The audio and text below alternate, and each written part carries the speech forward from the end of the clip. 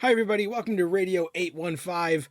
I am Matt Crandall here with my co host Marcelo Inostroza, the podcast dedicated to J.J. Abrams and the extended Bad Robot universe. Today, we are taking a look at the Alias Season 4 finale, Episode 22, Before the Flood, written by Josh Applebaum and Andre Nemec, directed by Lawrence Trilling. The thrilling conclusion to the entire season has been building towards this, exciting showdown where the Rambaldi prophecy has Sid and Nadia pitted against each other.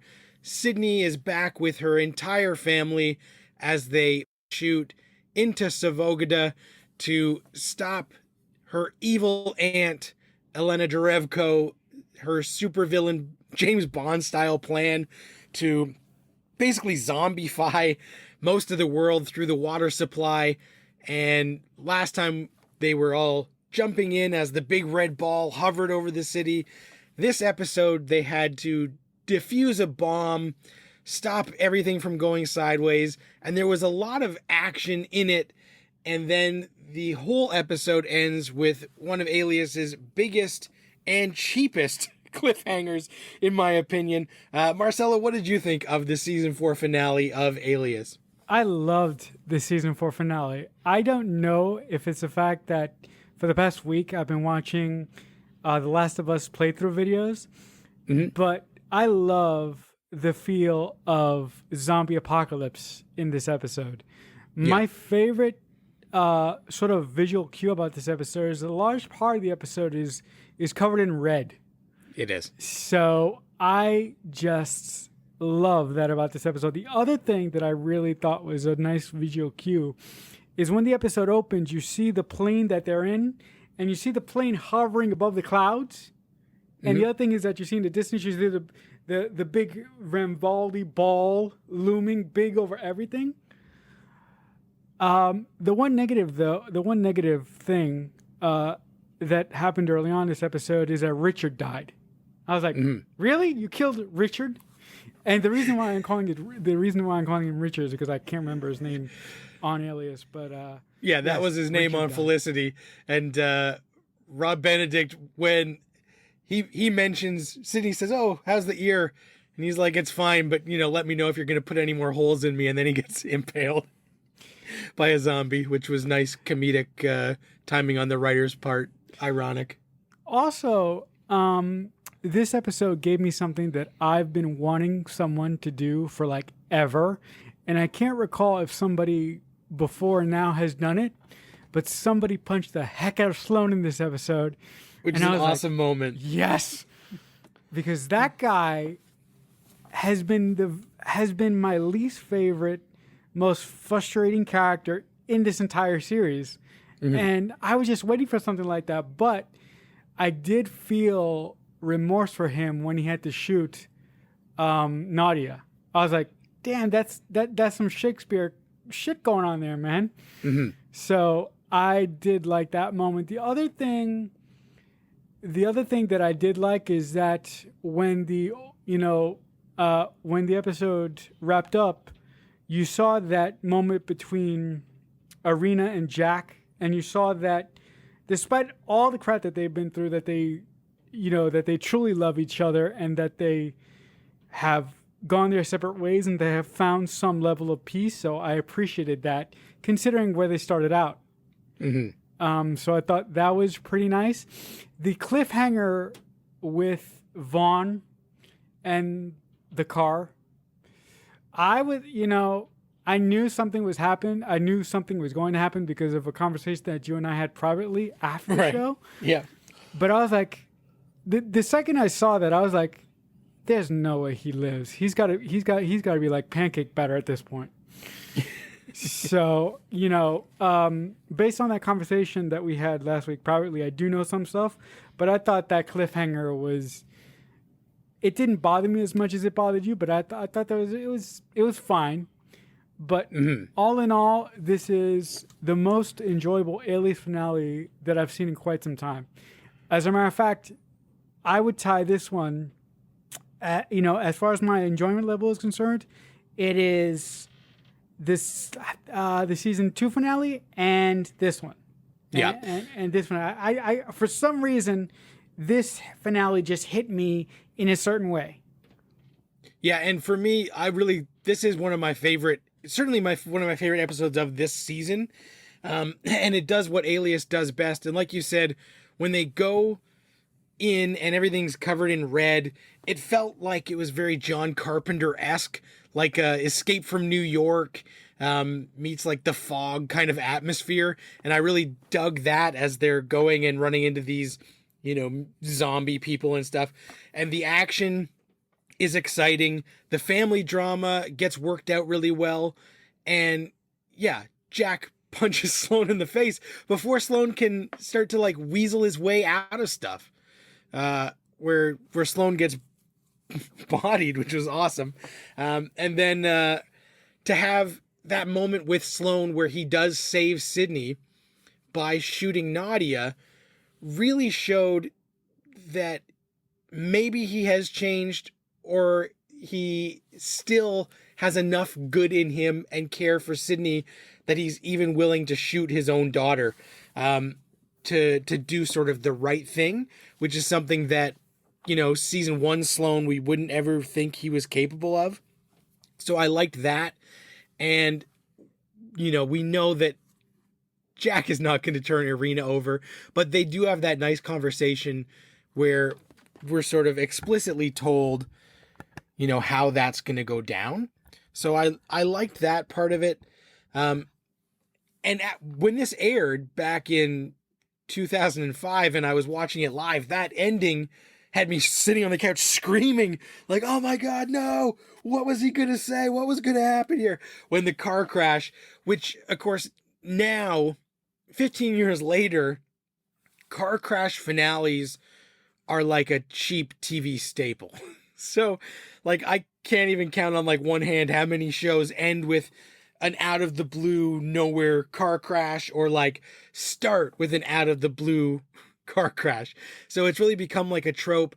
And watching this in such quick succession with the season 3 finale, where, the last scene is Sydney reads some sort of shocking thing that she can't believe her dad did something insane. And in this, with Vaughn saying, my name isn't Michael Vaughn and we didn't meet by accident, knowing again that like it's a cheap cliffhanger that doesn't pay off in the story way coming up that you would hope. Like, it doesn't actually feel like a main part of the plan.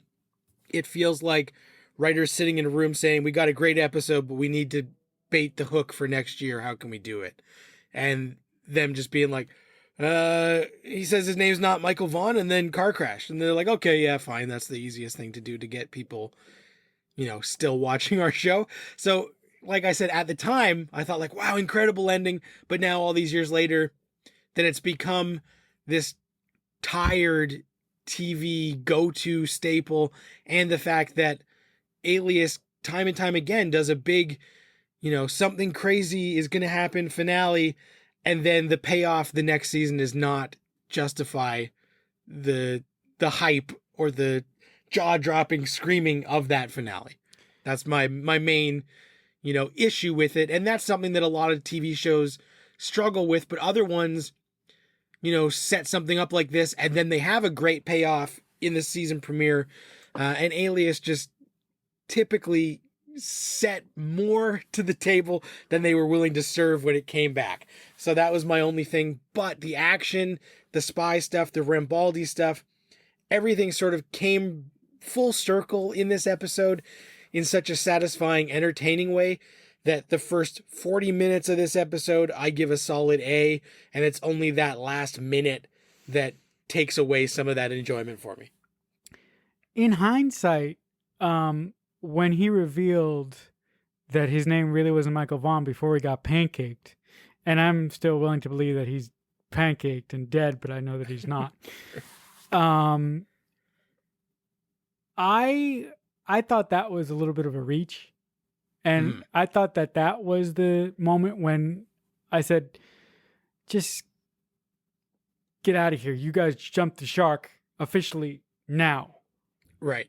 You know, I had thought that they had done that a little bit earlier, but I completely ratify that statement. They have jumped the shark. They have jumped the shark now, and that plot point to me felt really, really desperate. Mhm. And it felt like to me, like you said, Matt, that they were just throwing shit at the wall in the writer's room to see what would stick. Also, do you want to comment a little bit about behind the scenes as to what was happening to that may have brought them to doing that? So like the, you know, rumor mill at the time was churning that Vartan and Garner had a relationship and they had broken up and things had gone south, and then they really didn't get along anymore and were having difficulty working with each other. So if you know that, that kind of colors a little bit of this situation, and certainly the premiere and everything that happens in season 5.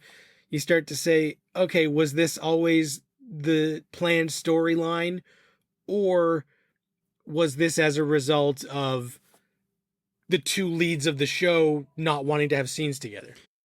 Do you think that cliffhanger was a part of the initial plan, or do you think that cliffhanger idea and that my name is not really Michael Vaughn and I was meant to be the one that met you in the real CIA in the pilot, or do you think that whole thing was a reaction to Jennifer Gardner's and Michael Vartan's bad decisions? It's tough to tell, to be honest with you, because it is a very Alias thing to do, to say, you know, there's been multiple scenes where like him and Sid have said no more secrets, no more secrets, and they've come clean. But partway through this season, you know, Vaughn has done some shady stuff, and Irina even says to him, like, you got to come clean about it all if this is ever going to work between you and Sydney. So they definitely were laying the groundwork earlier that maybe this was going to be their plan for this season. But I think the way that this all resolves itself next year was probably the reactionary stuff. It's interesting that you mentioned that scene between Vaughn and Irina. I didn't initially understand the weight of that little conversation between Vaughn and Irina until the car crash. I was like, oh, yeah, so this is why he's saying this car crash, and oh my God, you know? Right. Oh my God for what he was saying, and oh my God for the fact that he just got smacked by a truck or a car or whatever the hell it was that hit them. The other small little moment of joy, if I could backtrack, the other small moment of joy that I had with this episode is that I've been very critical. Well, I haven't been critical. That's not the right word. I've been very, well, critical is the right word. I've been very critical of the way that Alias displays other people shooting other people. Mm-hmm. Right? Now just hang with me for a second. A TV show that has a PG-14 rating, generally you see, midsection shots, right? Yeah. And a TV show that has a MA rating, typically you see headshots, right? Yeah. And my big complaint is when Alias generally kills their bad guys, they shoot for the midsection, right? And I'm like, if you really want to kill someone, I've said it before on this podcast, you go for the head. So, so in this episode, when Irina kills her evil sister, the moment that she went for the head, I was like, that's genius. If only Thor would have listened. Sorry, guys. That's a little Marvel reference. That has nothing to do with anything. Yeah. But I really enjoyed that shot of her just saying, okay, you're telling us a lie and you deserve to die. And I love when characters do that and just, because she deserved it, because, she was a villain. She was a Bond villain. So yeah, big time. Going into the end game of the show now, do you have any, hints as to what we're going to see in these final 15 episodes, or what is it that you're looking forward to in these final 15 episodes? I'm looking forward to some of the stuff I'm looking forward to is the resolution of certain characters' arcs. Some of them wrap up better than others. We get a lot of familiar faces popping up for, one episode each just to sort of send the show off into the sunset. The things I'm not necessarily super looking forward to is that while they knew that this was going to be the final season partway into the season, they do also set up, if they wanted to spin off like another spy show with like the new recruits, who are kind of a mixed bag for me. So like they bring in a couple of new faces. One of them is Amy Acker, who's one of my all-time favorites. So like I don't mind that they bring her onto the show, but Balthazar Getty and Rachel Nichols and some of these people come in to basically be like Alias, the new generation. And I don't love that they did that when it ends up being the final season and, a spin-off with any other characters never happened. So knowing that it's the final season, looking back, I wish that we didn't have to add so many new characters. But part of the reason was that Garner went off and had a baby partway through the season. So, the first part of the season when they were working with her and she was pregnant, justifiably, they wanted to give Sydney a little less heavy lifting because of the off-screen circumstances. And then, she came back for I think they filmed the final 4 after she had the baby. But knowing that because of real life stuff, this season coming up was never the exact season that they had envisioned is one of those things that's like, I wish they could have just postponed like the entire year and just somehow waited it out. Amy Acker. Oh my God. Now I'm excited. So yeah, I love, like I said, I'm not a big fan of like trying to inject new blood into a show for the sake of like maybe doing a spinoff. But if you tell me that Amy Acker is one of the chosen ones, then I'm all in. Come on, Fred. Come on, yeah, Root. One of my favorite characters ever certainly is Amy Acker on Angel. So come on, Root from Person of Interest. Oh my God. I completely agree with you. Like if I was working at Alias at the time and Jennifer Garner came to me and said, "Listen, I have a problem. I'm about to have a child." I would have pleaded and begged the network for a year off. Mm-hmm. But I would have doubt that they would have given it to me, but they might have done it because Lost was such a big hit at the time that do you think that if the showrunner in charge of Alias at the time would have asked for a hiatus because of Jennifer Gardner's pregnancy, do you think that he would have gotten it, or do you think that the network would just have said no? You know what? It's tough to tell because the TV landscape was so different back then that if a show didn't come back when you thought it was going to come back, then basically like the show was dead. Like nobody could ever figure out when it was on and when to watch it again. Whereas now, like shows do disappear for like a much longer time. Like even like a regular show like Better Call Saul on AMC, in between season 4 and 5, like it was gone for over 18 months because production got held up. And so now it's like a normal thing where, oh, guess what, guys? We weren't ready to shoot when we thought we were. So instead of always having the show premiere in October, this one season, it's going to premiere in February. And that's just like the way it is, especially now with streaming and on demand. It's not a big deal. So I think if that were to happen to a show now, they would 100% say, we will push the schedule 6 months. You guys can take that time to do whatever, and we'll just come back when everything is good to go.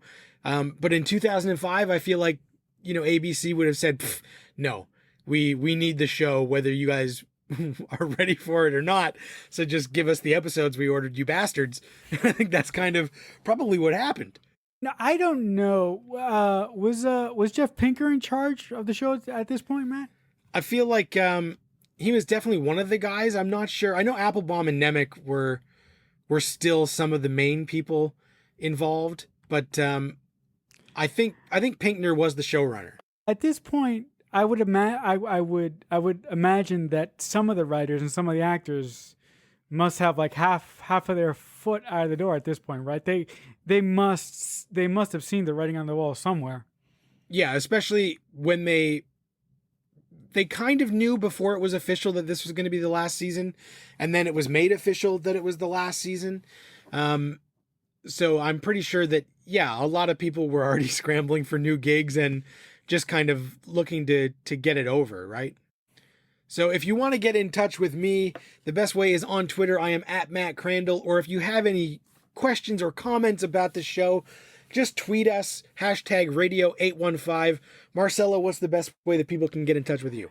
Yeah, if you guys want to reach me and chat with me about JJ, Alias, or anything else, you can also reach me on Twitter. I'm at CrickFanatic88. All right. So that is the conclusion of Alias Season 4. We are in the home stretch. Next week, we'll be talking about the Season 5 premiere. And then the shortened Season 5 will continue in the coming weeks. So thanks a lot for tuning in. We greatly appreciate it. Hope you all have a healthy and safe week. And until then, we will talk back soon.